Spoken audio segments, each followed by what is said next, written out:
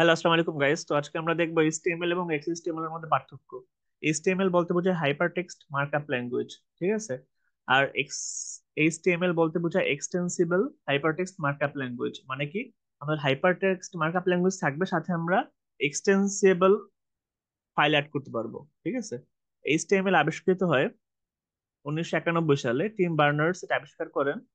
আর আমাদের XHTML যেটা আছে ওইটা আবিষ্কৃত হয় 2000 সালে। যেটা আবিষ্কার করছে কোন একটা কোম্পানি, নির্দিষ্ট কোম্পানি, ঠিক আছে। যে এটা দেখা যায় যে আমাদের জেরক্স কোম্পানি ছিল, তারা ডব্লিউ কনসোর্টিয়াম তৈরি করছিল। পরে আস্তে আস্তে দেখা যায় যে পুরো পৃথিবীর সকল কোম্পানি এটা ইউজ করা শুরু করে। আমাদের ML A extension of standardised generalised markup language থাকে বা এসজিএমএল। এটা স্ট্যান্ডার্ড ফর্ম আমরা ইউজ করি, বিভিন্ন ট্যাগ ইউজ করি, ঠিক আছে, এসটিএমএল ট্যাগ। বাট এক্সএসটিএমএল এ আমরা কি করি, হাইপার টেক্সট মার্কআপ ল্যাঙ্গুয়েজ থাকে, সাথে আমরা একটা এক্সটেনশন কম্বিনেশন থাকে এটার মধ্যে, যে আলাদা ফাইল ফরম্যাট আমরা অ্যাড করতে পারি। আমরা এসটিএমএল এ ডাটা কিভাবে ফরম্যাট করি, স্টোরে ডকুমেন্ট ফাইল ফরম্যাটে আমরা স্টোর করি ডাটা। বাট আমাদের এক্সএসটিএমএল এ markup language format data store করি। আমাদের এইচটিএমএল কেস সেন্সিটিভ না, ঠিক আছে।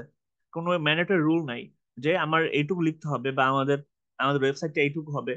বাট এই এক্সএসটিএমএল এ নির্দিষ্ট একটা ম্যান্ডেটরি লাইন থাকে, যেরকম আমাদের যদি আমরা কোনো একটা সিম্পল লাইন লিখতে চাই, তো ওটার জন্য যে বিগিনিং এ কি হবে, তারপর লাইনের শেষে কি হবে, এটা আমাদের ম্যান্ডেটরি দেওয়া লাগবে, ঠিক আছে। বা আমাদের সাইজটা একটা ম্যান্ডেটরি লেভেলে থাকে। তো আমরা যে কোনো সময় যে কোনো জায়গায় আমরা এই করতে পারি, আমাদের নিউ ট্যাগ অ্যাড করতে পারি এইচটিএমএল এ। বাট আমাদের এক্সএসটিএমএল এ আমরা যে কোনো সময় যে কোনো জায়গায় ট্যাগ অ্যাড করতে পারি না, ঠিক আছে। আমরা যদি এইচটিএমএল এ অ্যাট্রিবিউট অ্যাড করতে চাই, সেক্ষেত্রে কোনো কোয়েট ছাড়াও অ্যাড করা যায়।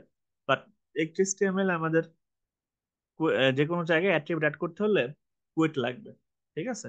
তো এইটাই ছিল এইচটিএমএল এবং এক্সএসটিএমএল এর মধ্যে একটা পার্থক্য, ঠিক আছে।